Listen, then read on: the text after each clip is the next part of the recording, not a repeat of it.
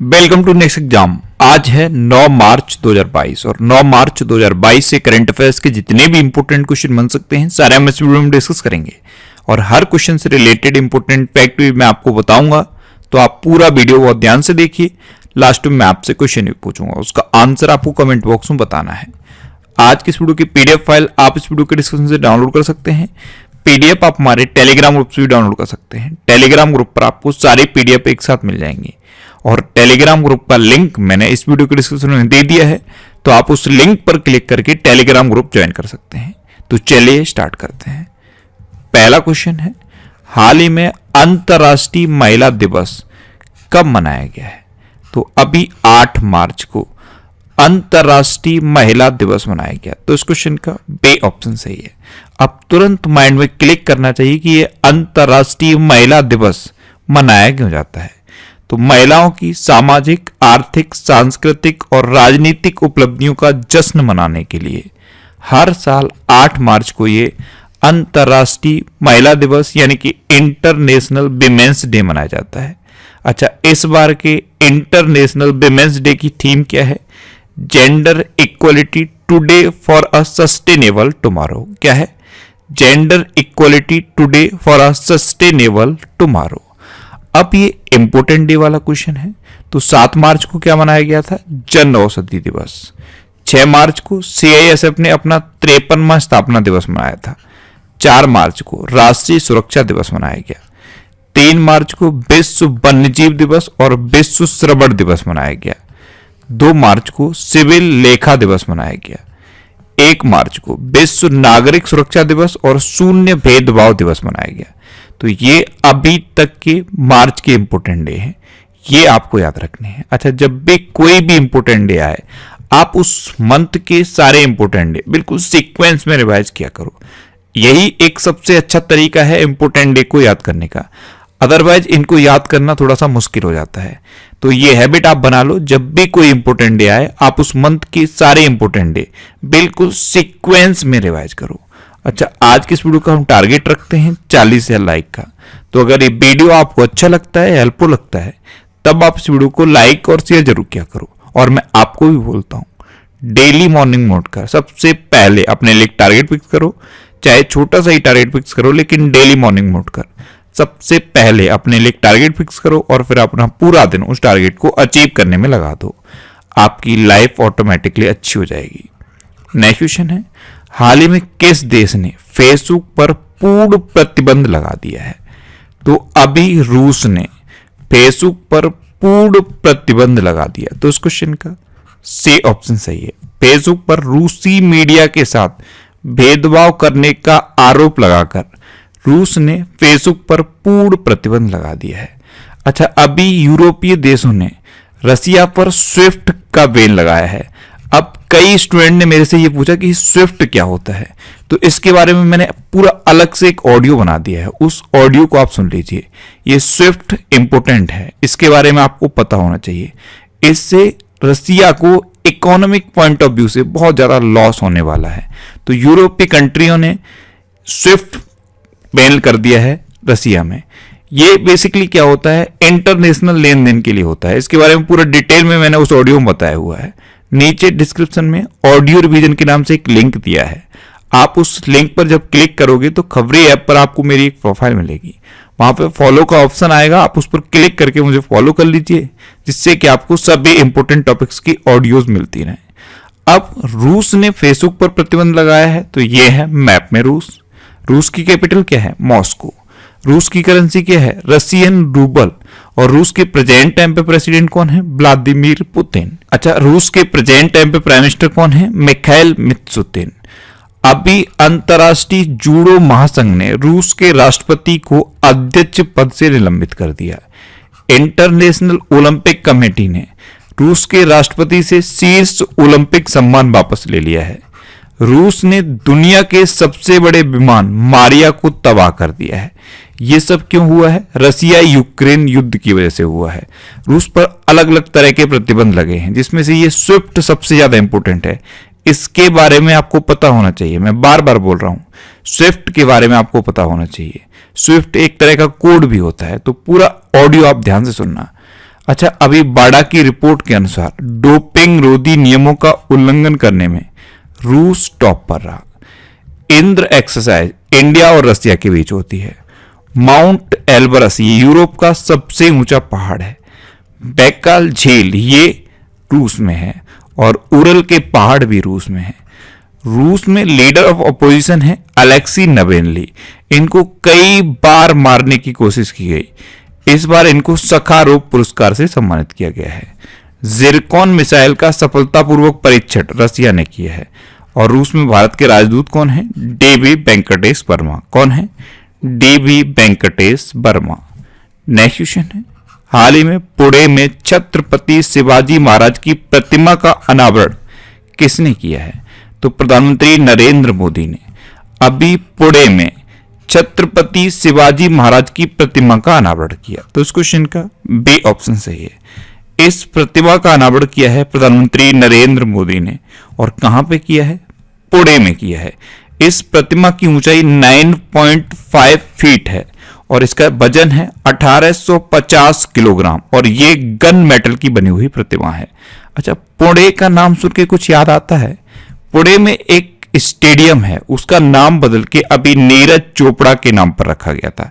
जो पुणे स्टेडियम है उसका नाम बदल के नीरज चोपड़ा के नाम पर रखा गया। नेक्स्ट क्वेश्चन है, हाल ही में भारत की 23वीं महिला ग्रैंड मास्टर कौन बनी है? तो अभी प्रियंका नुटक्की भारत की 23वीं महिला ग्रैंड मास्टर बनी। तो इस क्वेश्चन का सी ऑप्शन सही है। आप इमेज में देखिए, ये हैं मात्र 19 वर्षीय आंध्र प्रदेश के विजयवाड़ा की प्रियंका नुटक्की और यही भारत की 23वीं महिला ग्रैंड मास्टर बनी है।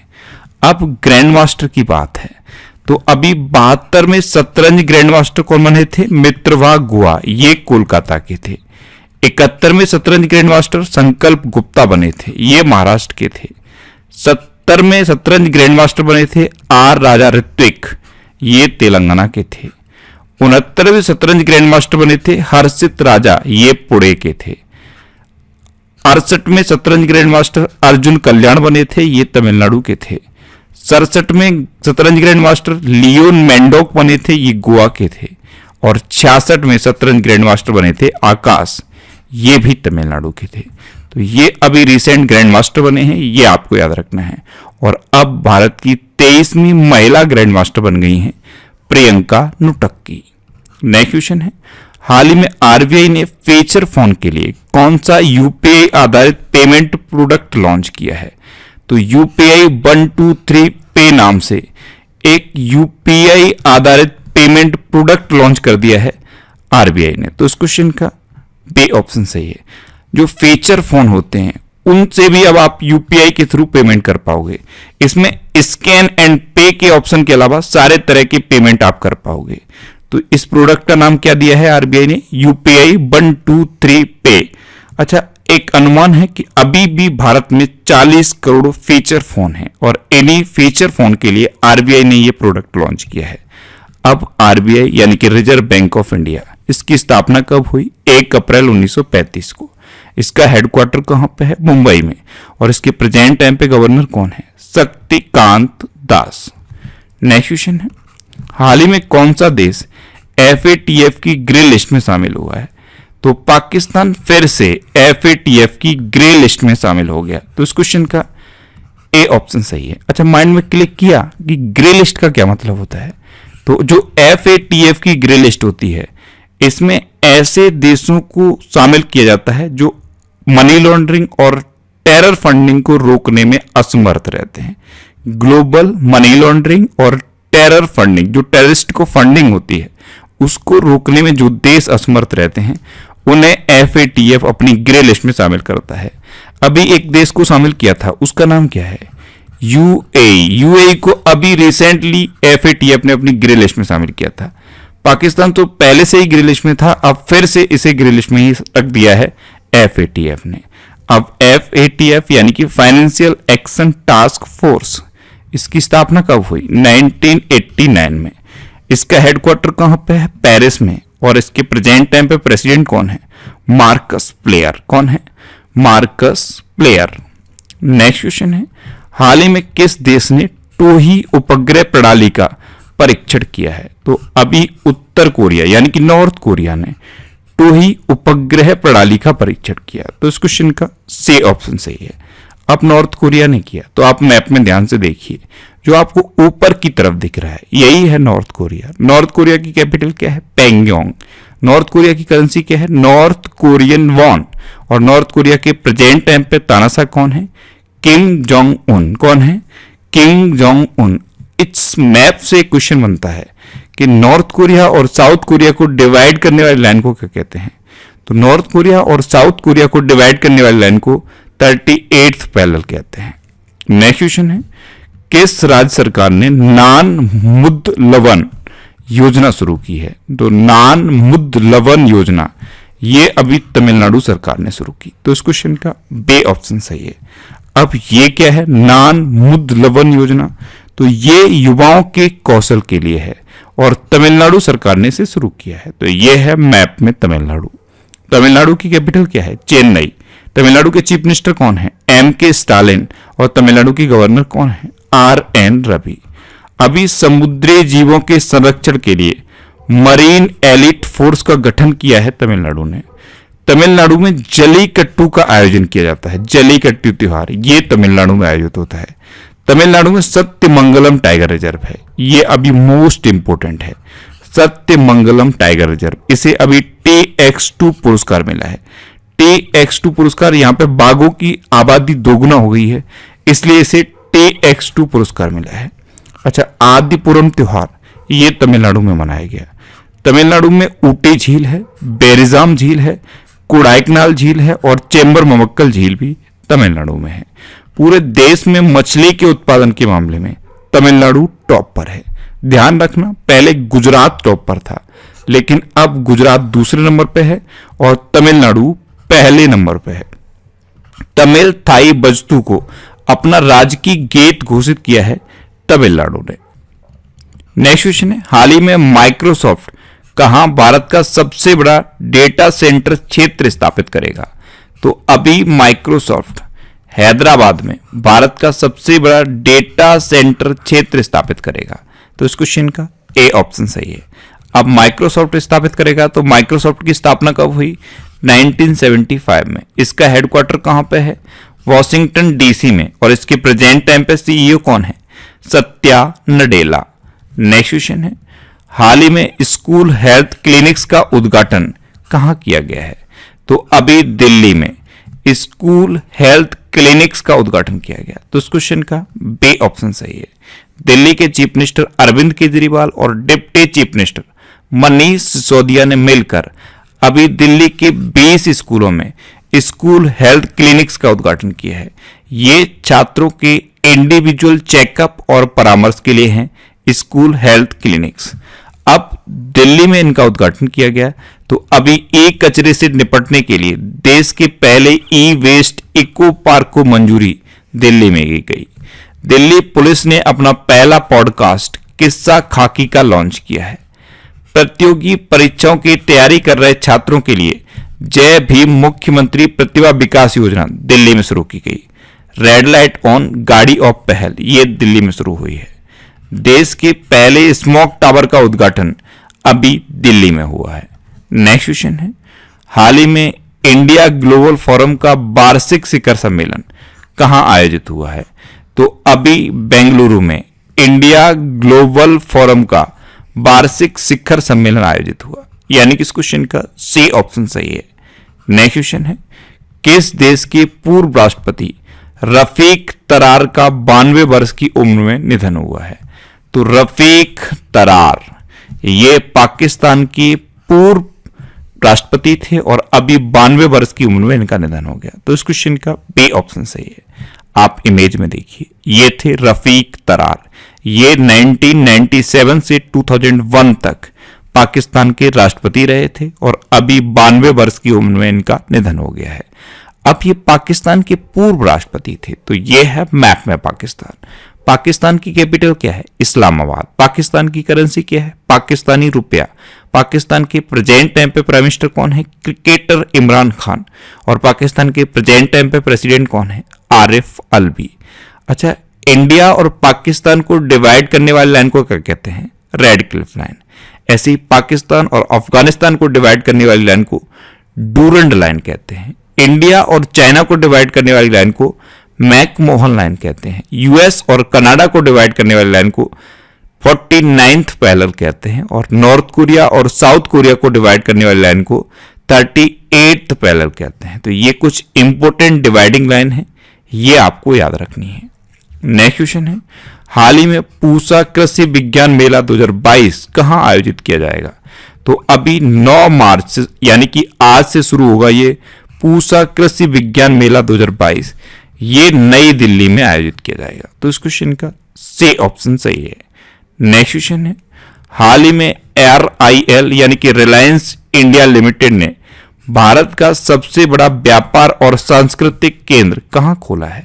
तो रिलायंस इंडिया लिमिटेड यानी कि RIL ने मुंबई में बांद्रा कुला कॉम्प्लेक्स में भारत का सबसे बड़ा व्यापार और सांस्कृतिक केंद्र खोला है। तो इस क्वेश्चन का बी ऑप्शन सही है। नेक्स्ट क्वेश्चन है, हाल ही में किस मंत्रालय ने डोनेट अ पेंशन पहल शुरू की? तो अभी श्रम मंत्रालय ने डोनेट अ पेंशन पहल शुरू की। तो इस क्वेश्चन का सी ऑप्शन सही है। प्रेजेंट टाइम पे हमारी केंद्रीय श्रम एवं रोजगार मंत्री हैं भूपेंद्र यादव। इन्होंने पेंशन फंड में प्रीमियम राशि दान करके ये डोनेट अ पेंशन पहल शुरू की है। इन्होंने अपने मालिक को पेंशन फंड में प्रीमियम राशि दान की। आपके यहाँ कोई भी माली, कोई भी ड्राइवर, कोई भी वॉचमैन, कुछ भी ऐसे हैं जिनको जरूरत है, उनके लिए है ये डोनेट अ पेंशन पहल। सरकारी कर्मचारी पेंशन फंड में प्रीमियम राशि दान करके इसमें अपना योगदान दे सकते हैं। तो श्रम मंत्रालय ने ये डोनेट अ पेंशन पहल शुरू की है। अब लास्ट वीडियो के क्वेश्चन का आंसर। लास्ट वीडियो मैंने आपसे क्वेश्चन पूछा था कि हाल ही में किस राज्य सरकार ने अम्मा और बहिनी योजना की पहल की है? तो अभी सिक्किम गवर्नमेंट ने अम्मा और बहिनी योजना की पहल की, यानी कि इस क्वेश्चन का बी ऑप्शन सही था और लगभग सभी स्टूडेंट ने इसका आंसर सही दिया। मोस्टली स्टूडेंट ने इसके बारे में डिटेल में लिखा। मैं आपको एक बार फिर बोलूंगा, क्वेश्चन के बारे में आपको जितना ज्यादा से ज्यादा पता हो आप लिखा करो, क्योंकि जो चीजें आप लिख देते हो फिर उन्हें आप कभी नहीं भूलते। अच्छा, मैंने मार्च के फर्स्ट वीक के करंट अफेयर्स के रिवीजन के लिए एक ऑडियो भी बना दिया है। पूरे वीक का करंट अफेयर्स का रिवीजन आप उस ऑडियो को सुन के कर सकते हो। तो नीचे डिस्क्रिप्शन में ऑडियो रिवीजन के नाम से एक लिंक दिया हुआ है, उस लिंक पर क्लिक करके आप उस ऑडियो को सुन सकते हो। अब आपके लिए आज का क्वेश्चन है, हाल ही में मोबाइल वर्ल्ड कांग्रेस 2022 का आयोजन कहां हुआ है? 4 ऑप्शन दिए गए हैं, इनमें से आपको अपना आंसर बताना है। और इसके अलावा हम हमारे फेसबुक पेज पर previous year question daily post करते हैं।